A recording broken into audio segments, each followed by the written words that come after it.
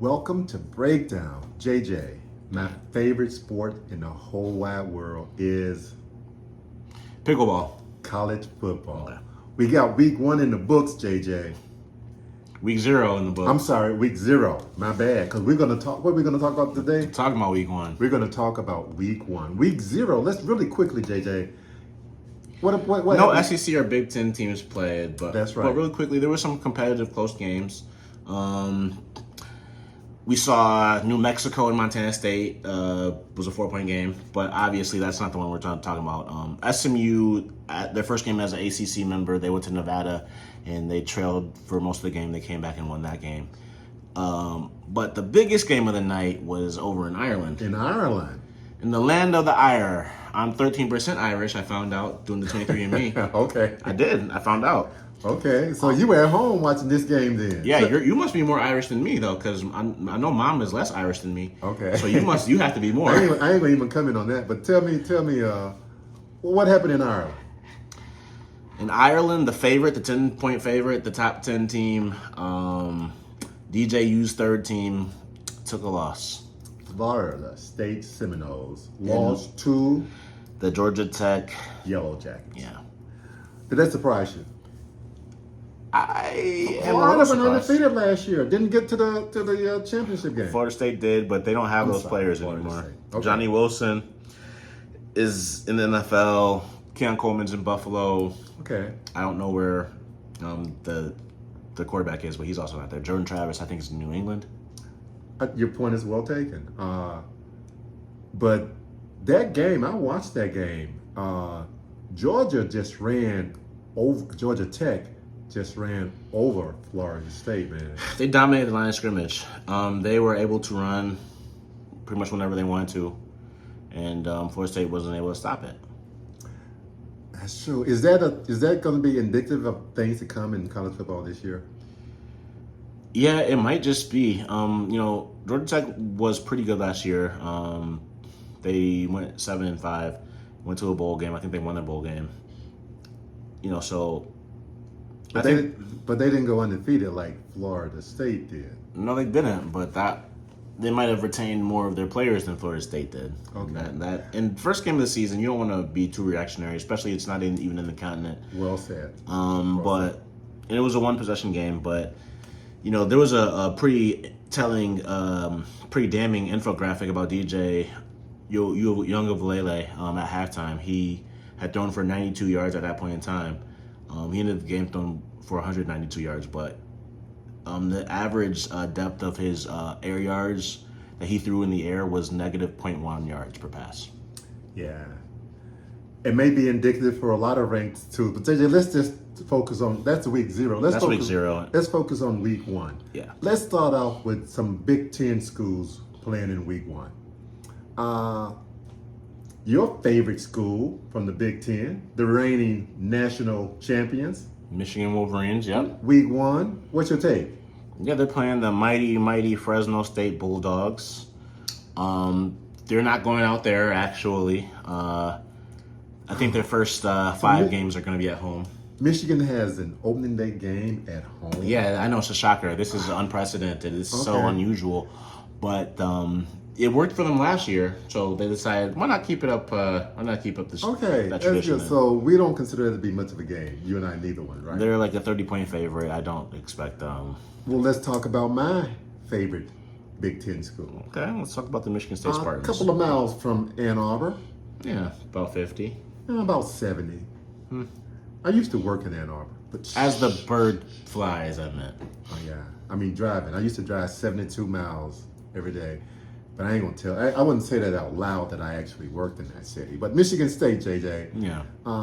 They start Friday instead of Saturday. They will start this coming Friday against FAU, Florida Atlantic. Your take? Well, Michigan State is over a 10-point favorite in that game, so I don't know if we're going to be able to see too much. I am interested to see how Oregon State transfer Aiden Childs looks.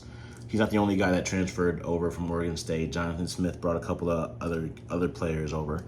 I want to see how well they gel, and Florida Atlantic at least is a FBS opponent that has put guys into the league, so they have they might have talent. I mean, who knows how they recruited this past couple of cycles, but it's better than if they were to be playing like in Eastern Michigan or something like that. So I will be interested to see how they look, but not super interested. I mean, A couple of things about Aiden Child. How old is he, JJ? I thought is he 19 still? He's 18. Oh, he's 18. Never started a game before in college football. Yeah. He will be 19 September 12th. He turns 19. But right now, his first two games, he will start as an 18-year-old. Okay. 18-year-old sophomore. Is he up to the challenge? I mean that's what. That's why all the quarterbacks had that mass exodus, leaving East Lansing. Got a quarterback in Arizona State. I don't really remember where North Carolina went. I think Old Dominion maybe. I don't know. Okay. I mean, I think there's a reason he was as highly recruited as he was going to Oregon State, and there's a reason that Jonathan Smith wanted him so badly. So I think he'll probably be their best player. Okay. My thing about Michigan State is their front on offense and defense. Defense, they lost their two starting defensive tackle, Simeon Barrow and Derek Harmon. They all Went to Texas A&M. Jumped shipped. And they lost 4 offensive linemen to the transfer portal. I'm hoping that Jonathan Smith can turn things around at Michigan State. We'll see. Ohio State, JJ. Ohio State. Number 2 preseason team in the country. They played the mighty Akron Zips. The Zips. What are are Zips Kangaroos? I don't know. Okay. But you know what? They don't really have a game for a while. They kind of like Michigan. Let's talk about Penn State, JJ. Okay. They played West Virginia. At West Virginia. Yeah, West Virginia won, 7, 8 games last year? I believe so. Yeah, they had a pretty good year. I know Neil Brown was on the hot seat going into that year. But they played pretty decently. So Penn State going to West Virginia should be a pretty interesting game. What does Penn State need to prove? Well, they need to prove that they're not going to lose to inferior teams. James Franklin usually doesn't. He normally just loses to teams like Ohio State and Michigan, but he beats the teams that he normally has to beat. But, week 1, if anything unexpected is going to happen, a lot of times it does happen then. Let's talk about the only matchup in week 1 between an SEC and a Big Ten school. A ranked matchup at that.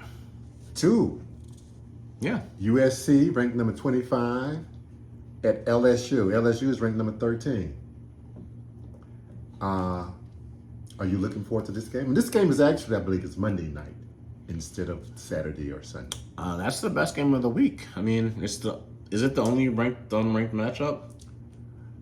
I think Notre Dame and Texas A&M is also. Oh yeah, Texas A&M is like 24th or something, 20th. But SEC, the Big Ten versus the SEC. Yeah. Who will come out in this one, in your mind? LSU, USC. Well, it's at LSU. It's hard for any team to go into Death Valley or the Bayou and win. So I'm gonna go with the home team. I will too. USC, what's their coach name? Lincoln Riley. Lincoln Riley. He's never had a defense his whole career, seemed like. So I'm not expecting him to have a defense this year either. That's why I'm going to go with LSU. It's funny you said that because LSU's passing defense last year was abominable. That's true. But their passing offense was terrific. That's true. But they lost their quarterback and a couple receivers. Yeah. So it should be an interesting game. Okay, JJ. Last question on this game. Mm-hmm. Which coach you got in this game? If you had to just pick a coach, LSU, USC. USC or Lincoln Riley or Brian Kelly. That's really interesting. Brian Kelly has a longer tenure. He's been to more places. He's won at a lot more places. Lincoln Riley has only been at a couple places. He has produced 2 or 3 Heisman Trophy winners. 3 Heisman Trophy winners. Yes. 4 that finished in the top 2. 5 finalists. So, if I'm a quarterback, I'm going to go Lincoln Riley. If I'm an offensive skill position player or an offensive lineman or something like that, I'd probably go with Brian Kelly. Okay, but as I said, USC never had Lincoln Riley's never had a defense. But No, Brian Kelly didn't have one last year. So. okay. Well, JJ, let's talk SEC. Week 1. The biggest game in the SEC, Arkansas at Pine Bluff, Thursday night, 6:30. Get your beer and popcorn. Sit down on ESPNU and check it out. Arkansas is a 40-some point favorite. I think it's kind of crazy. My brother played at UAPB, played football on scholarship there. Shout out to you, James. But your team, your alma mater is going down on Thursday. But that's okay.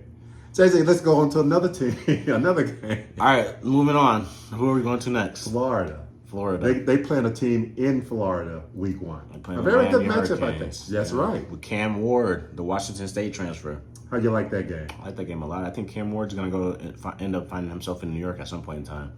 And I think... And Cam Ward plays for? Well, he doesn't play for Washington State, the Washington State Cougars anymore. He doesn't play for Incarnate Word anymore. So it must be the Miami Hurricane. Okay. But I think he'll find himself in New York. If not winning the Heisman, finishing in the top 4. And I do feel like Billy Napier down in Gainesville might find himself looking for a job and updating in his LinkedIn and his resume The over and before under, this season ends. The over and under this year for Florida is 4.5. Well, have you seen Florida's schedule? I have. Yeah, so I can understand why it's 4.5. I'm not even sure if I would take the. I would only know if I would take a push. I mean, Okay. Yeah, they end the season really tough. Florida does. So they better win early if they're going to get over 4.5. although Florida State doesn't necessarily look as insurmountable as they originally did. A couple of days ago. Yeah. Yeah. Georgia, JJ. Georgia playing ACC school. They are playing in an ACC school. Georgia, they trying also to win a national championship, make it 3 of the last 4. But they're playing Clemson in week 1. That's not a bad way to start a season. How you got that game? Yeah, I remember DJU. They lost 10-3 against Georgia when Clemson played them 2 years ago, 2 schools ago for him. I think that's going to be like that should be the best SEC matchup of the season, I would say. I forgot about that. That's definitely a ranked-on-ranked matchup. Of the week. Of the week. I'm sorry, not the season. And you know what? I wouldn't even say that's the best of the week, but I mean, I do think that Cade Klubnik has a lot to prove at quarterback for Clemson, but I do think that they have their starting running back Phil gets to step in where the guy with the Philly, you know the white running back from Clemson that Will something he went to Philly. Anyway, I think Phil. I think their backup quarterback or their backup running back was actually better. So I think if Georgia can't contain him, Clemson I think might shock some people. Okay. And we already spoke on the USC LSU game a few minutes ago. So let's get down to the last game that really interests me in week 1: Texas A&M and Notre Dame. Texas A&M and Notre Dame. Mike JJ. Elko's first game. Yeah. In College Station. What you think about that game? I think it's going to be interesting. Notre Dame has to find a new quarterback to fill in Sam Hartman's role. So we have the transfer from Duke. He's Riley Leonard, and he's going up against his former head coach from Duke, Mike Elko. Exactly. So that's going. So who has the advantage there? I think Notre Dame is the better team. It is in College Station though. So I think Mike Elko can probably do a pretty good job scouting Riley Leonard. But if Riley Leonard is healthy, he has a dynamic athleticism that you can't really just plan for. I would take Notre Dame. I think that's the game I'm most excited about in week 1. Okay. But you mentioned Notre Dame, JJ. If you look at their schedule, you gotta know that they gotta be in the playoff. To me, their schedule is so easy that if they don't make the college playoff, their coach is going to be in trouble. Yeah. That's my take. But JJ, this is our week one. Who got the best week one schedule? The Big Ten or the SEC?